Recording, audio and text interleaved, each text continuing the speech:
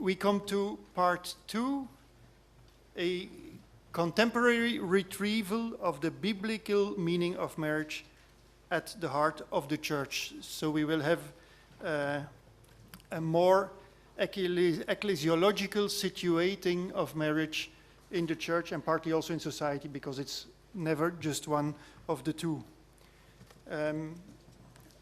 I must say that I have foreseen more of a reading exercise this afternoon, so I will read my paper more, because it's a little more, also because of the limitation of English, it's not commenting on Bible stories, it's a little more speculative text. And this at the hour of the devil, just after lunch. And again, you don't have the text, but you can receive it afterwards if you would like to. And, you should rely on Saint Joseph, who is the patron saint. He is the man who listens, who says not much, but who listens. So he is the patron saint of all the listeners. And the most important message that he hears is from the angel in his sleep. So if things go wrong, it is not all that bad.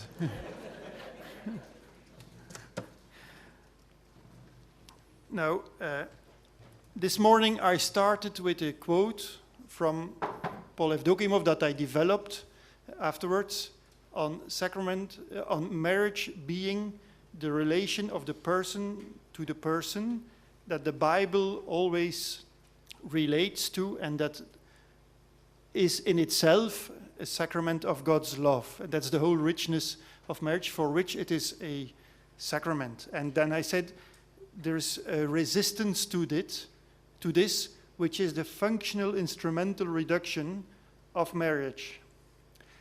Now, as a warning in advance, we run again this risk in searching for the ecclesiological place of marriage. So if we say it serves for something in the church other than marriage, then again, we will have made the same mistake, even from a personalistic approach of the love of the spouses, but that is then an instrument for something else. So I am happy to have found in the texts of the church that they rather do the opposite, the reverse thing. They call it a sacrament, they call it a priesthood, but when they fill that in, they simply come back to what marriage is in itself and the life of the spouses. And this in itself is a sacrament, is a priesthood, etc., etc. This is one warning, again, not the slope of the instrumental reduction of the reality of marriage. There is, however, a second resistance, and it was brought up in a question from the corner there somewhere. Marriage has become countercultural, and this shifts the position of marriage in society and in the church. And so we will have to look for the position of marriage, taking into account also that resistance of a culture where autonomy, so not giving oneself, has grown to a measure that makes it really difficult for people to give themselves. To refer to this resistance and to show you that it's not an extremely new one either, I have a quote from Friedrich Nietzsche. Autonomy in its sinful way described by Nietzsche, who says about the philosopher, and it's a very wrong picture I give now from philosophy, but it's part of a certain part of philosophy as the autonomous search that does not want to give out of hands itself as the person searching. So, and from there, Nietzsche says, thus the philosopher abhors marriage and all that would persuade him to marry. To marriage, for he sees the married state as an obstacle to fulfillment, because you are no longer autonomous. What great philosopher has ever been married? Heraclitus, Plato, Descartes, Spinoza, Leibniz, Kant, Schopenhauer, not one of them was married. Moreover, it is impossible to imagine any of them married. I maintain that a married philosopher belongs in comedy. And as for that great exception, Socrates, he got married in a spirit of irony precisely in order to prove that contention. So he chose Xantippe to show what happens when you get married. There is something in here that I will further on say, marriage is moving from the wisdom of the world in a Christian culture to the foolishness of the cross, of giving yourself completely as a counter-cultural sign.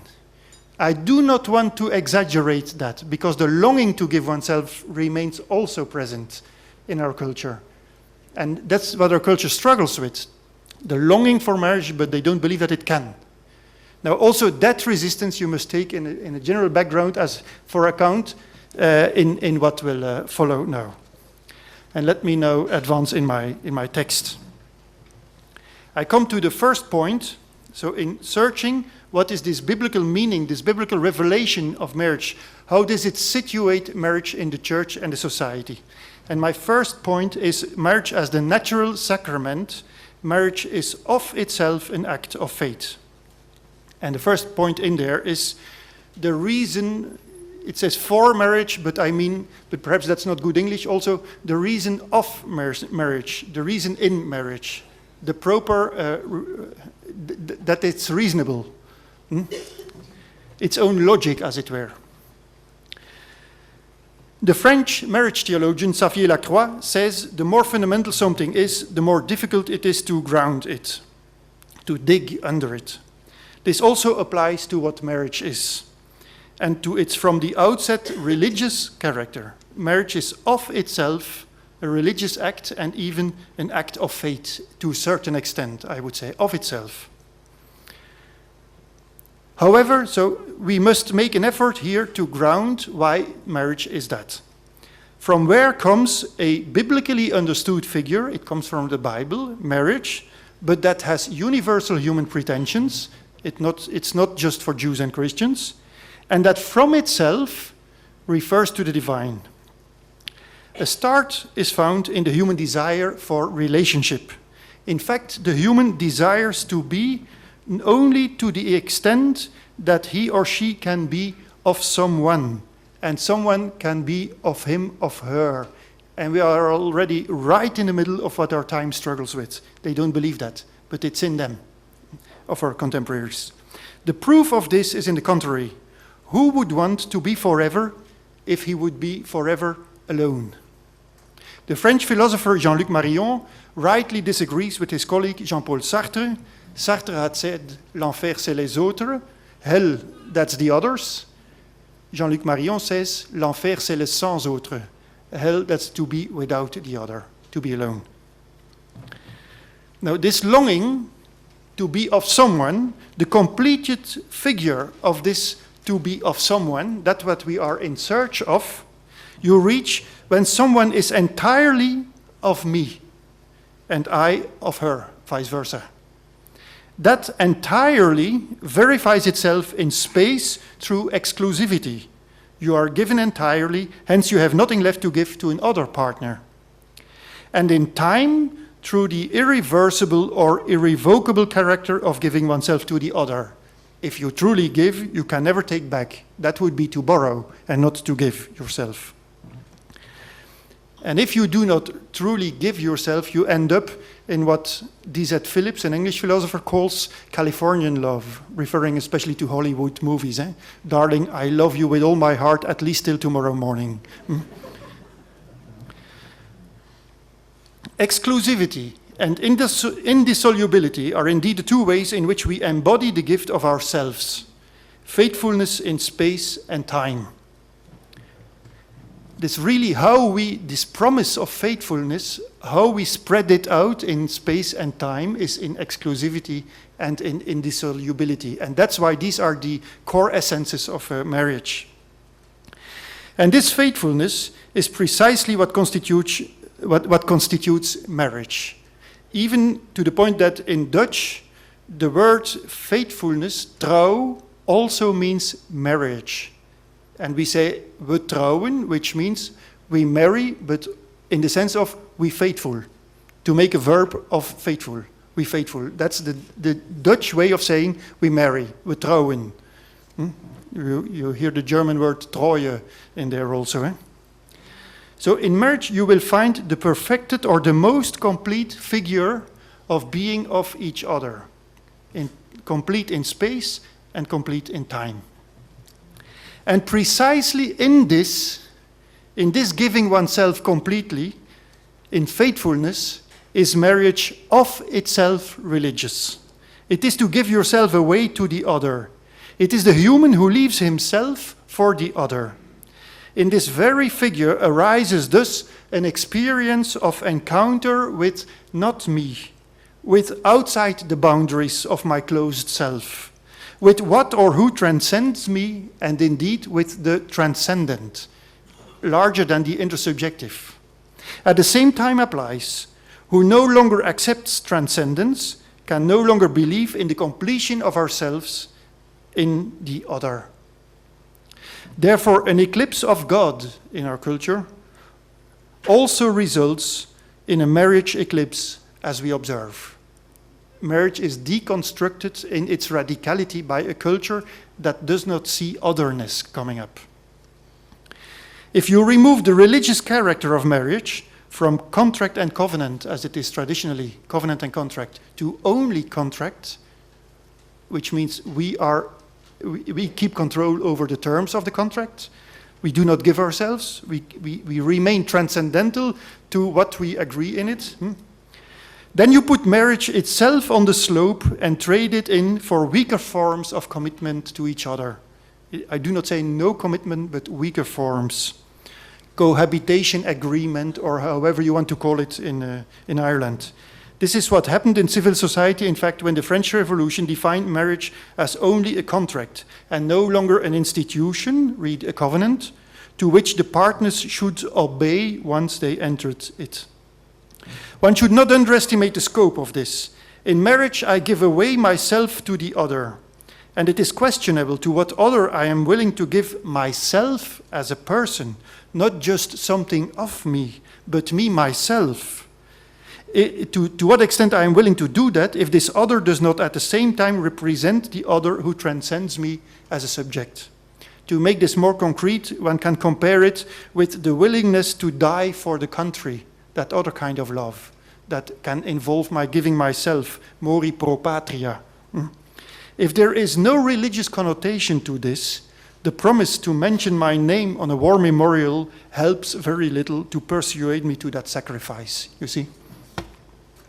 Finally, this full giving away of oneself to the other mutually, as a religious act in itself, is the marriage model that the Bible suggests as normative after a long process of reflection. We dealt with that before noon.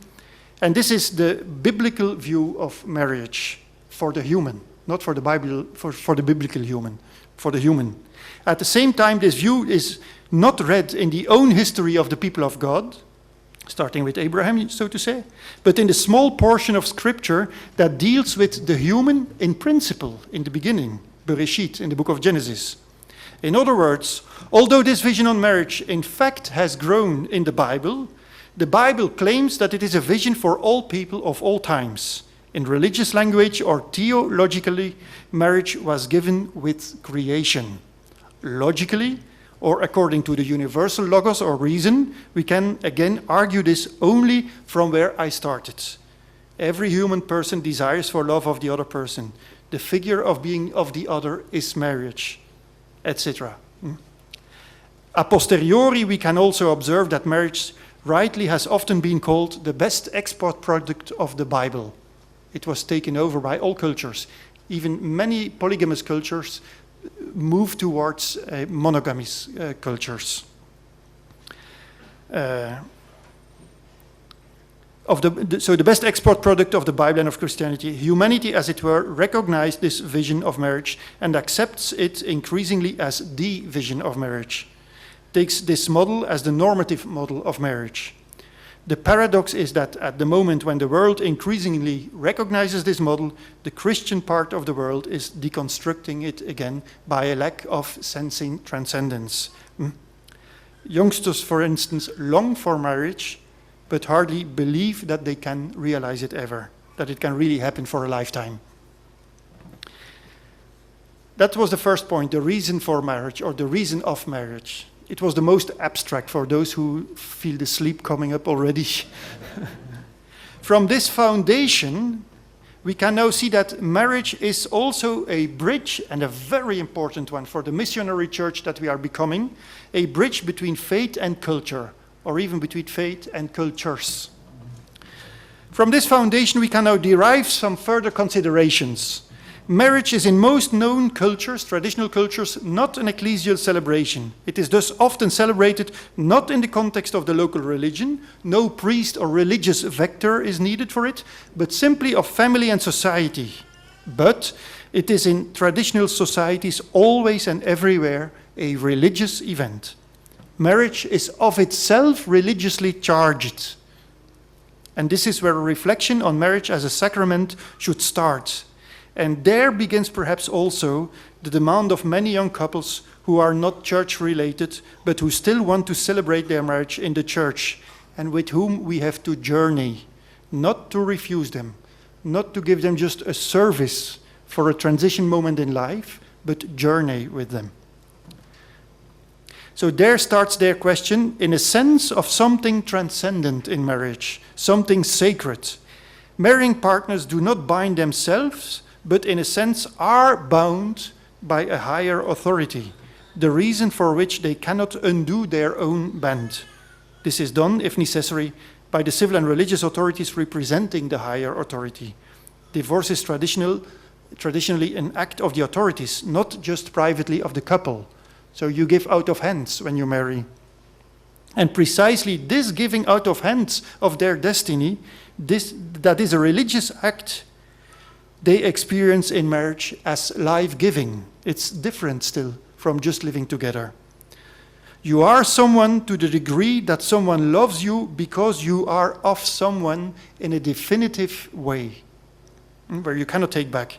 In fact, in theological terms, this is when you give up being just an individual and become a person, finding identity in relation. That's the proper thing of a person, that our identity grows from relation.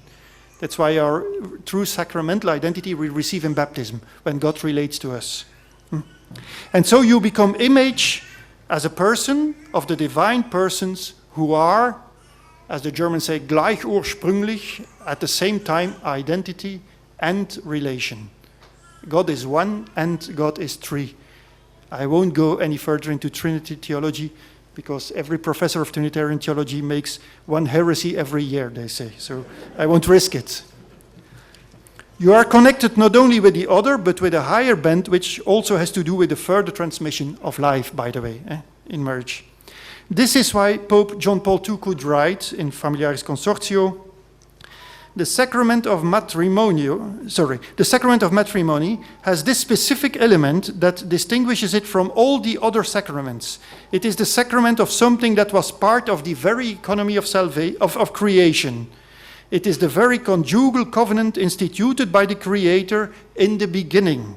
Therefore, the decision of a man and a woman to marry in accordance with this divine plan, that is to say, the decision to commit by their irrevocable conjugal consent their whole lives in indissoluble love and unconditional fidelity, this is a Pope's sentence, you know, it really involves, even if not in a fully conscious way, and this is a very pastoral wording, it really involves, even if not in a fully conscious way, an attitude of profound obedience to the will of God, that you give your life to the other.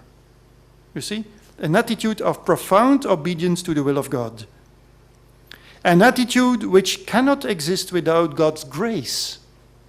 They have thus already begun, those marrying without knowing too well what they do, but what they do religiously, but knowing what they do in marriage. They have thus already begun what is in a true and proper sense a journey towards salvation. A journey which the celebration of the sacrament and the immediate preparation for it can complement and bring to completion, given the uprightness of their intention. He is the Pope, he wants it to continue in the sacrament, of course. Of course, the question in pastoral of marriage remains whether couples who just come to celebrate marriage in the church realize enough what they are doing, hence the importance of journeying with them. The French say to propose faith on the occasion of the demand for marriage. This has to do with good preparation. But taking this into account, this specificity of marriage makes me think that it is the most missionary sacrament in the age ahead of us, where we will become missionary churches in Europe. People can become curious of marriage on the theme, of Christianity, on the theme of marriage. There was a watcher of the future, in the reviews in Belgium, who said, you know, who we all are going to be jealous of within 30 years, a man coming home who is married for 20 years, still with the same wife and children, and they are happy together. This is going to be the person we are jealous of. And this was just, somebody who makes social prognosis of the future, and not from a Christian point of view or perspective. Now, when the Pope says this, that you're already on the way of a true obedience to the will of God, he repeats, in fact, just Christian tradition, as popes do most of the time. Saint Augustine already stated that Christ at Cana, at the institution of the sacrament, confirmed what he had instituted in paradise. St. Thomas Aquinas recognized in the marriage of the Gentiles a sacrament in the manner of disposition, he calls it. But also non-Christians think in the same direction. Rabbinical wisdom views married love as the only channel of grace, even for pagans. That's how grace reaches the pagans. And according to the Quran, whoever marries fulfills already half of his religion. You're already half a Muslim. They say the same thing as the Pope, but then towards their religion, of course. You fulfill already half of your religion by marrying. In brief, marriage shows God who is love, as it were, also even outside faith, outside Christian faith, and therefore only marriage among the sacraments carries this honorary title of icon, image that already in the creation brings the invisible God himself present. Marriage is therefore called the sacrament from creation, or the natural sacrament, and even the sacrament of marriage in the strict sense is called sacrament of love, the title of the book of Evdokimov also.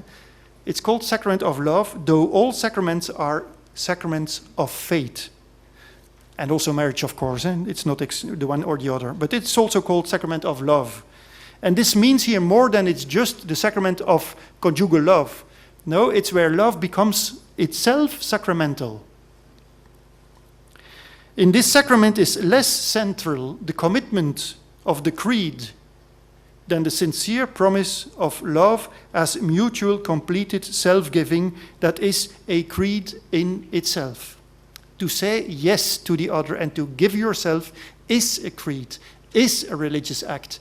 And therefore the new rite of marriage says that the creed is facultative but not obligatory to integrate it in the rite of marriage. So that finally a French theologian utters in somewhat a witticism, a boutade, they call it in French, I don't know if the word exists in English. Tell me what marriage you want, and I will say if you are a Christian, even if possibly an anonymous Christian. This for the first, for the second point, marriage as bridge between faith and culture. Now, for reasons of the time, I shall skip, don't tell them.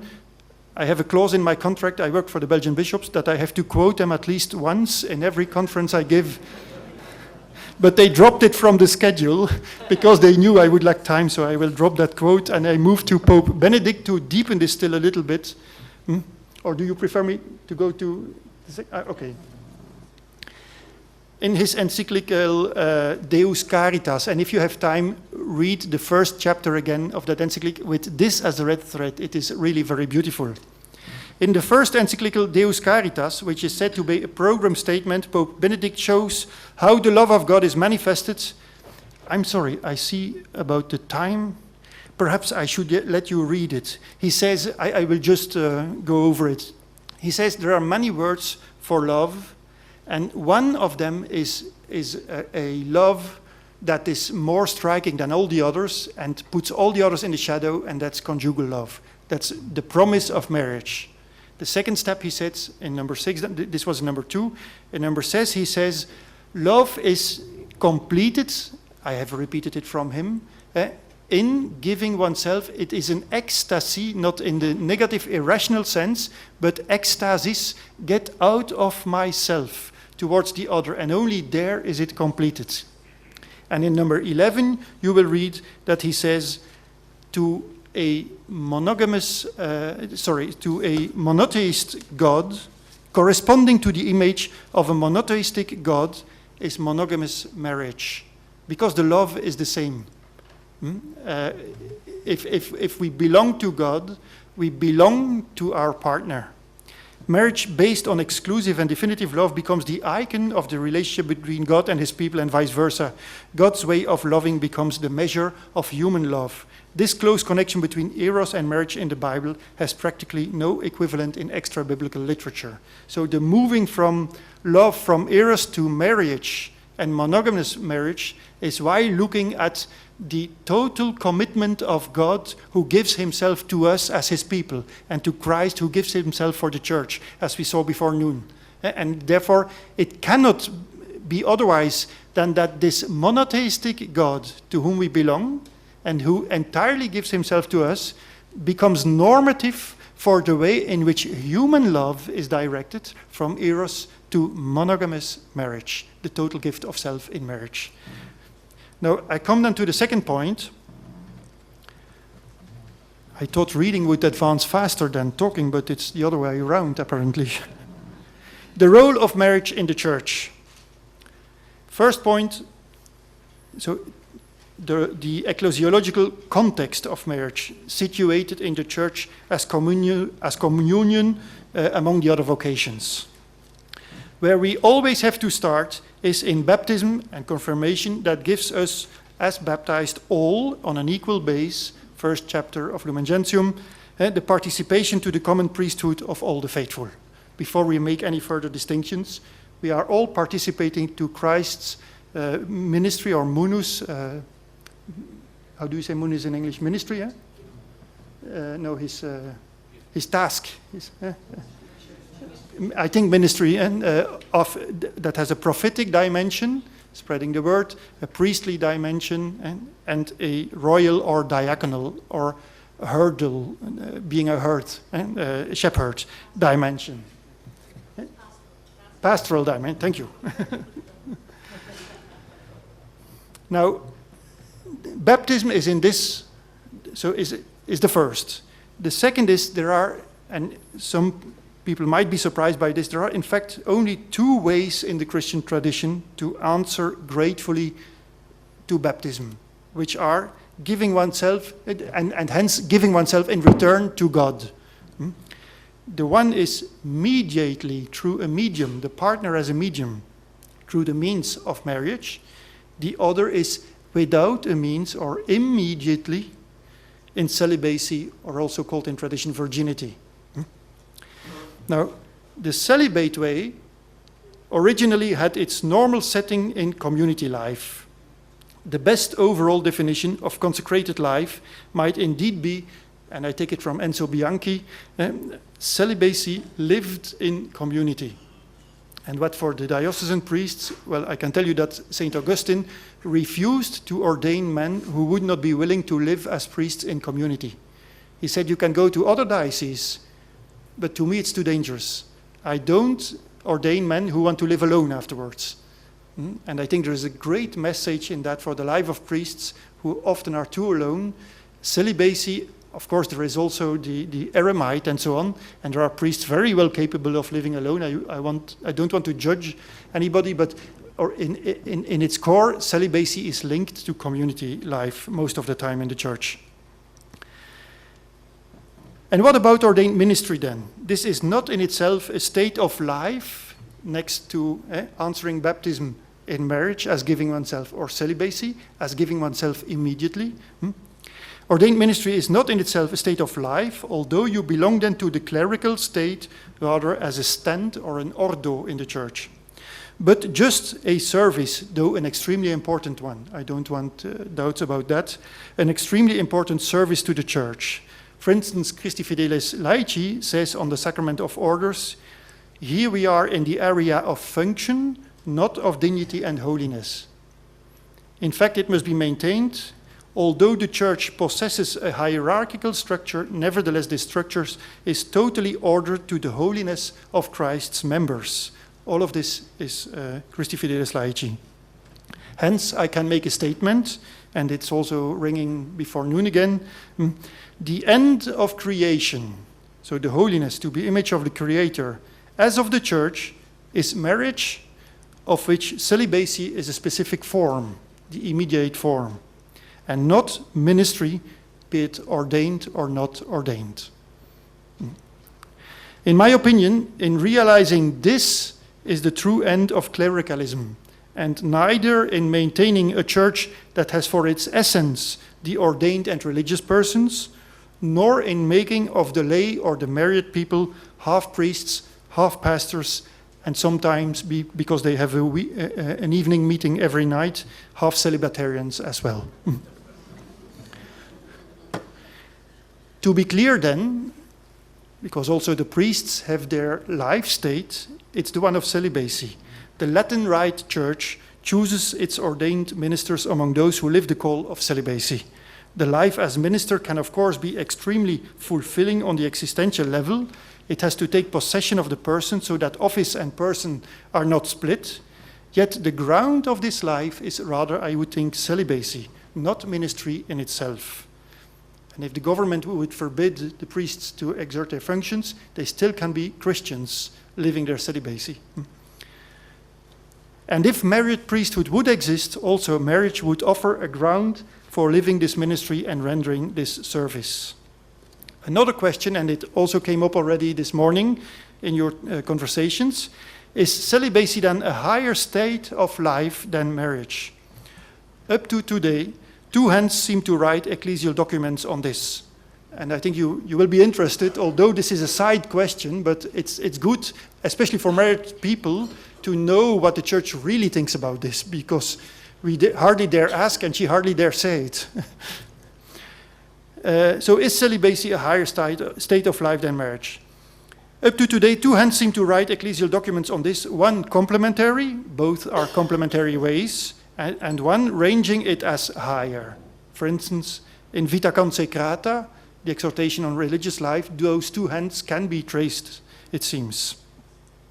Quite clear is Familiaris Consortio from John Paul II, number 16, I quote, "Virginity or celibacy, by liberating the human heart in a unique way, so as to make it burn with greater love for God and all humanity, bears witness that the kingdom of God and his justice is that pearl of great price, which is preferred to every other value, no matter how great, and hence must be sought as the only definitive value.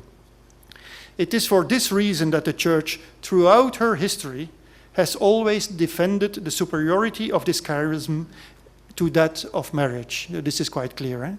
It is for this reason that the Church, throughout her history, has always defended the superiority of this charism to that of marriage, by reason of the holy singular link which it has with the kingdom of God. I need a little water now.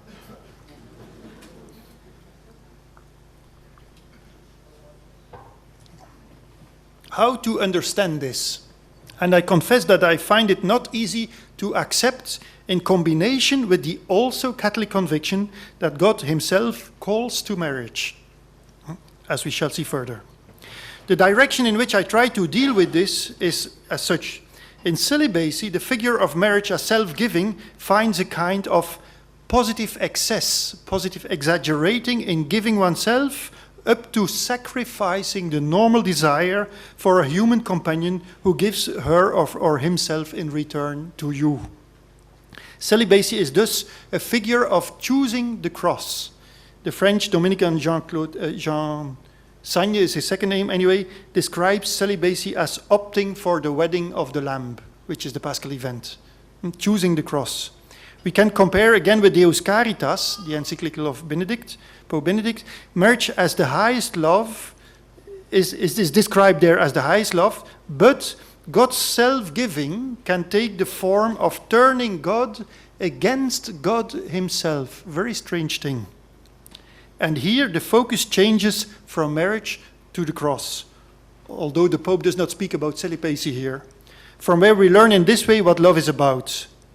Now, Pope Benedict took up this risky expression 3 times, twice in Deus Caritas and once in Sacramentum Caritatis, which means it's an important one, and it made me think about it.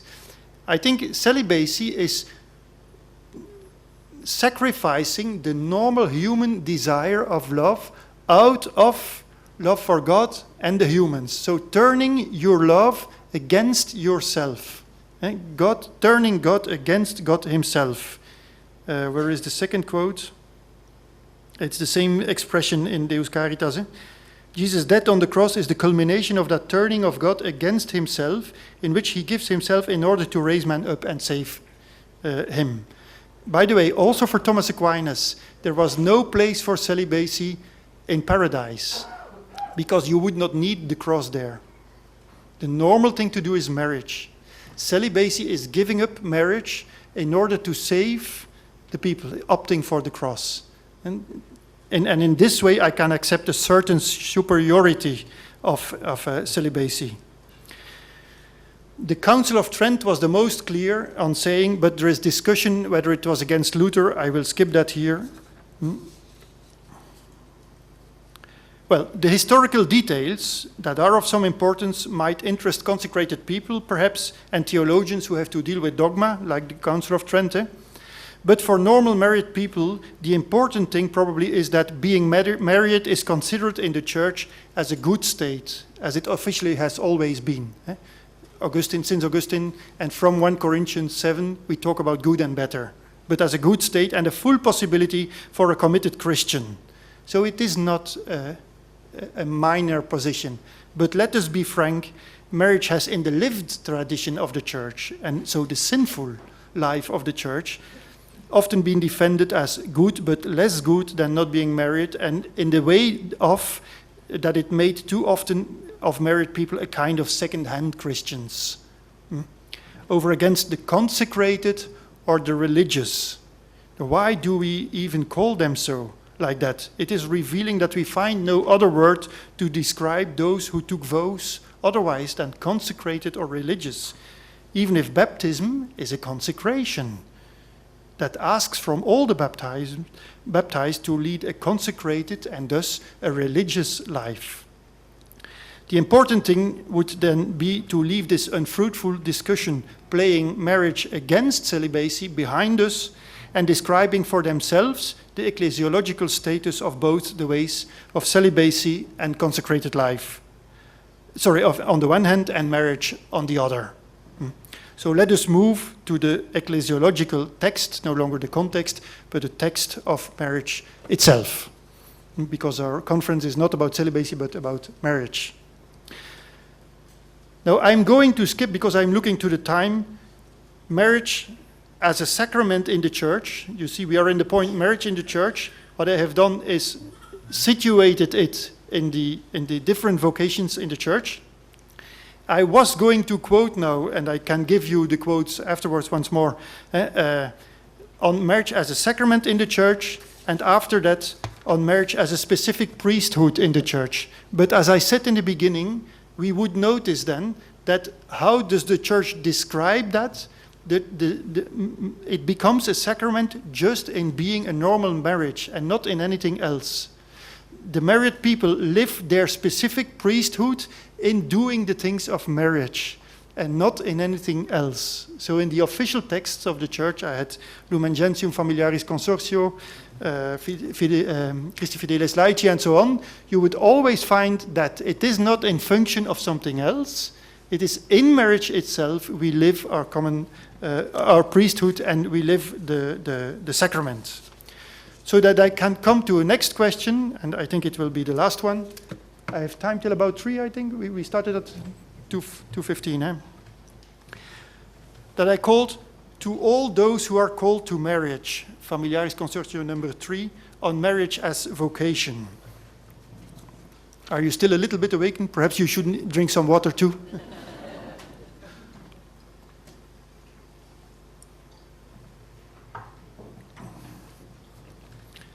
On marriage as vocation, why the importance of this? If marriage is truly recognized at the heart of the Church, it should be a particular way of imitatio Christi, hence a call and a vocation. Turn this upside down.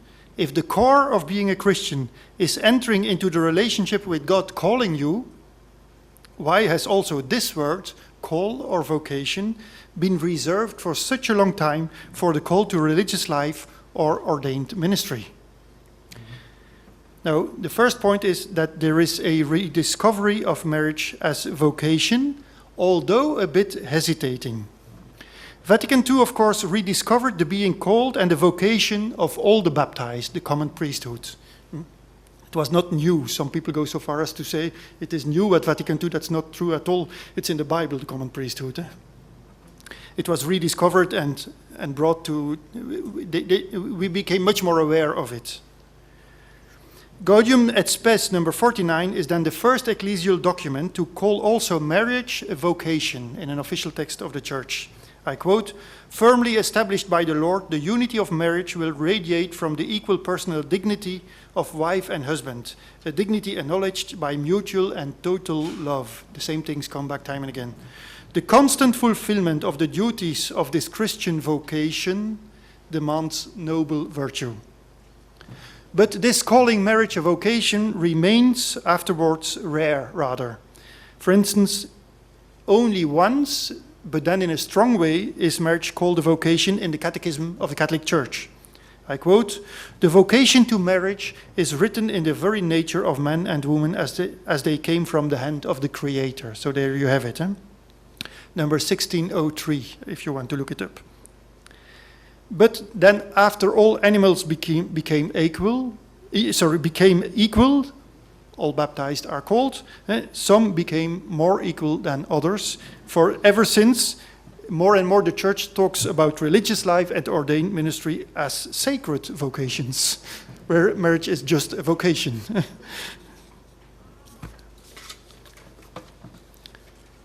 What kind of vocation is marriage? It's, of course, growing from the universal call of baptism. And the last point will be that I would say it's also a particular vocation, a personal vocation.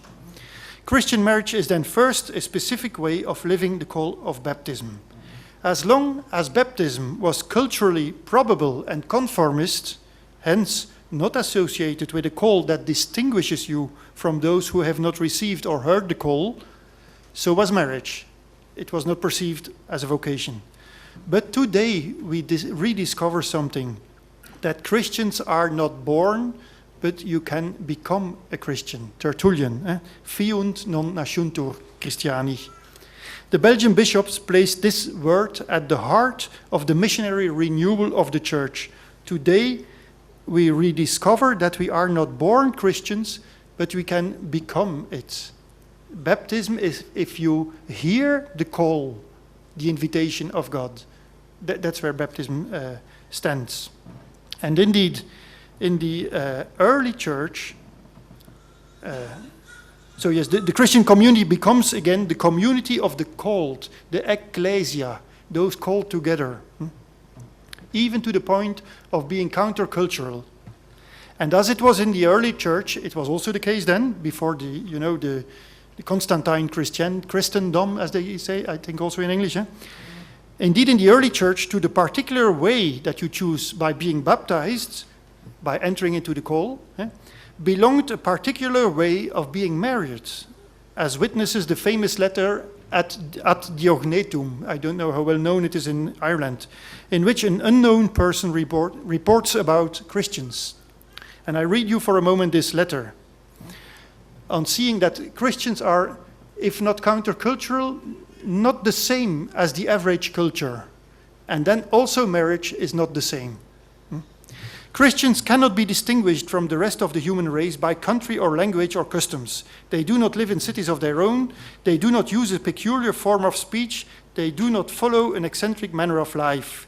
Yet although they live in Greek and barbarian cities alike, as each man's lot has been cast, and follow the customs of the country in clothing and food and other matters of daily living, At the same time, they give proof of the remarkable and admittedly extraordinary constitution of their own commonwealth. They live in their own countries, but only as allies.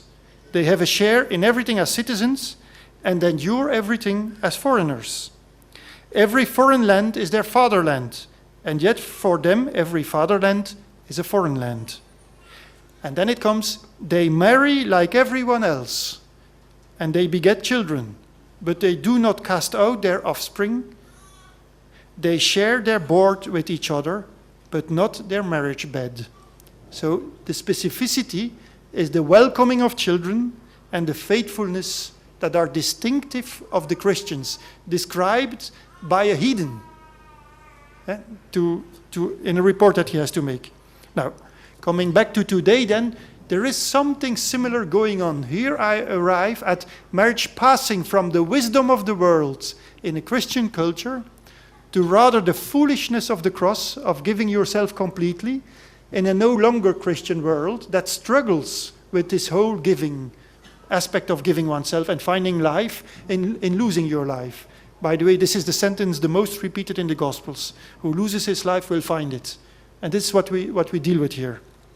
So today we face again an inversion of conformism. For baptism, it will come. Baptism has lost its meaning for most people. If people knew what baptism was about, it would not be conformist in many cases any longer. Today we face an inversion of conformism for baptism, but also for marriage, making marriage, and certainly Christian marriage, or marriage as the Church understands it, much less evident and probable. Thus, strangely in our society, marriage becomes a choice again, and it is thus capable of carrying more explicitly than in the past strong and readable meanings and significations that are prophetic. This is why our Belgian Cardinal Daneels could indicate Christian marriage as perhaps a privileged sign of the credibility of the Church in the present time. And to make the comparison, after I quote him, or it's a paraphrase of him, after monastic life in the first centuries of the Church as the prophetic sign, or alongside the charitable activities of the medieval religious orders, for instance, that carried in their time the sign of Christian singularity and newness, so no longer the Christian society, but the newness of Christianity to society.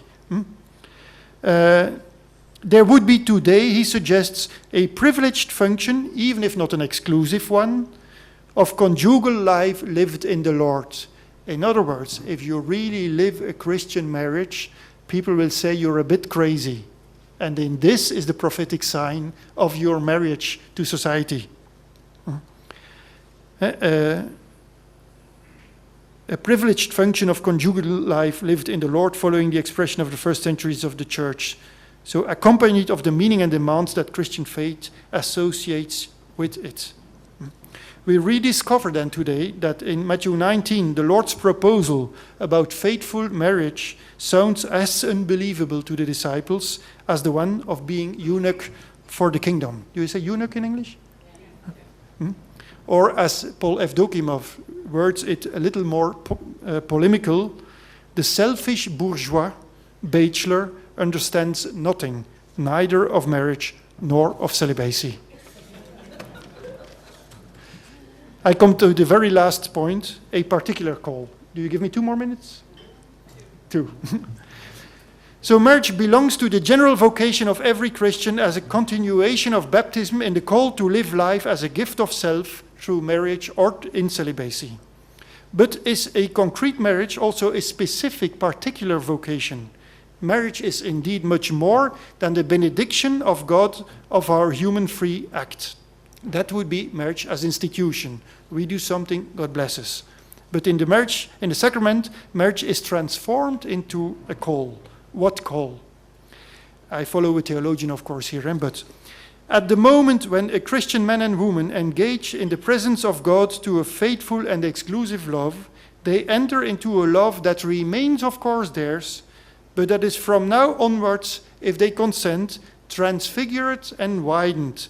They receive themselves at this instant, not only the one from the other, but each from God and each other from God, as the one who to take care of. As much as a man received himself in baptism, he receives his wife and himself in a new way as husband in marriage, and vice versa. I have ontologically changed when marrying. Anne-Marie Pelletier, who is the theologian that I'll follow here, derives from this that the partner becomes the closest, the neighbor as the closest, in Latin the proximus, so it's a superlative, that God gives to the person to love her or him. Love your neighbor as yourself. Love your closest as yourself becomes personalized here. In this person, I will answer the commandment to love the neighbor as myself. Marriage is indeed also the most complete figure of this loving the neighbor as yourself. And this means that the other has to be loved with the love of God himself. As I have loved you, so you should also love one another. John 13. This is thus the central mission that Christian conjugal life as vocation receives.